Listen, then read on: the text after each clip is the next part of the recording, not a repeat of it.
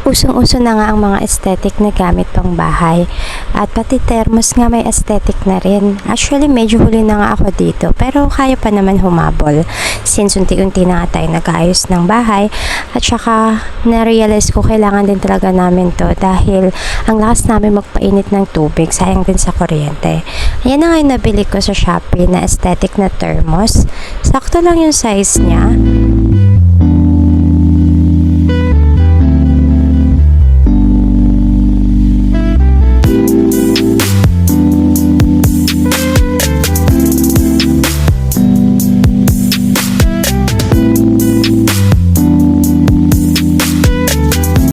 Ang tagal na rin ng last na nag-effort ako gumawa ng merienda namin ng mga bata. Ang hirap kasi talaga pag working mom. Pero since full-time mom na ako, so nag-decide ako gumawa ng sandwich with french fries.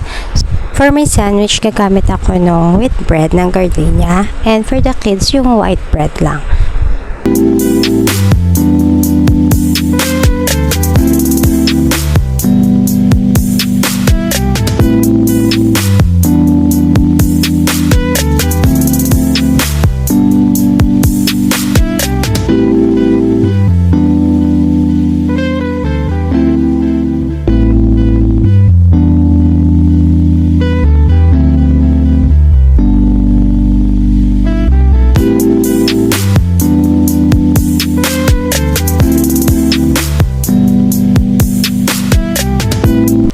For me talaga, mas makakatipid ka kung magluluto ka na lang ng merienda kaysa yung bibili ka pa sa labas. And aside from that, mas masasatisfy ka kasi alam mo na hindi titipirin yung ingredients at alam mong malinis.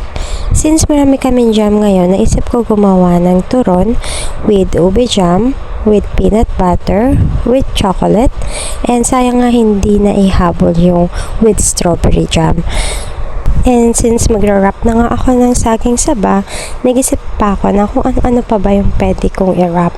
So, gumawa na rin ako ng konting cheese stick at saka yung favorite ko na dynamite. So, imbes na bumili ako sa labas, naisip ko ako na lang gagawa since gusto ko kasi talaga sa dynamite is yung maraming cheese.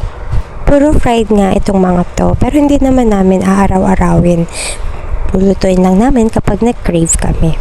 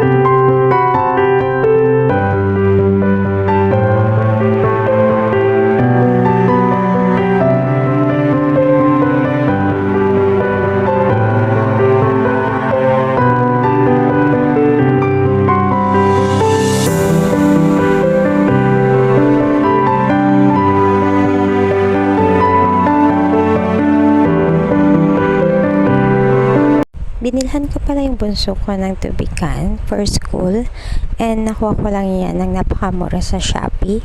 Yan naman is ref magnet. Bala ko kasi i-magnet yung mga bills na hindi pa nababayaran as a reminder na rin na kailangan ko yun bayaran. And yan namang tubigan na yan, nakuha ko lang yan free shipping for only 99 pesos. And love na love niya yan kasi meron niya kasamang sticker na pwede niyang ilagay mismo sa bottle.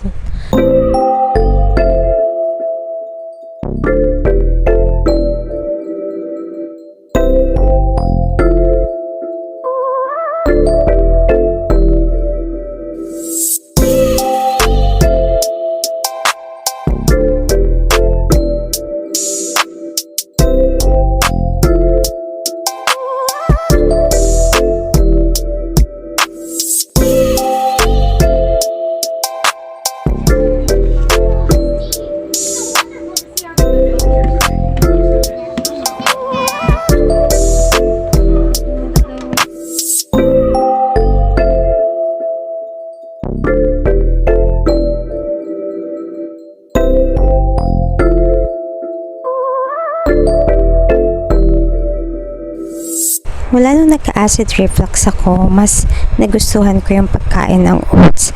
Before naman kumakain na rin ako nung nagda-diet pa ako. Kaya lang, may time kasi na mauumay ka talaga.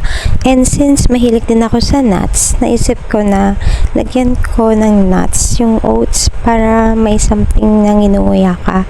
So in that way, hindi talaga ako nauumay. So yan yung mga binili ko. So sunflower seeds, may almond nuts, yung roasted na, and yung favorite ko na cashew nuts. At meron din akong biniling dried apricot. Gusto ko itry yan. And very healthy din daw kasi yan. Naghahanap ka ba ng mura at aesthetic na center table for your living area? Yung usong-uso ngayon na team puti and kahoy, kaya lang gaya ka namin na limited ang budget. May nabili ako sa Shopee na very aesthetic ang color, white and wood, and perfect din yung size niya para sa small space gaya ng sala namin. Actually, more than enough nga yung size niya, especially sa family namin na mahilig kumain sa living area since andun yung TV and mahilig kami kumain while nanonood ng TV. Very unique din yung itsura niya kasi combination siya ng oblong shape na table with circle shape na table pinagsama, pero nakapatong lang yung circle shape, and as you can see, marami din siyang styro para safe talaga yung item. So ganyan siya guys, as you can see na remove or nagagalaw yung circle shape na table kasi parang nakapatong lang siya dyan. Aside from that, meron din siyang shelf na pwede mong lagayan sa ilalim.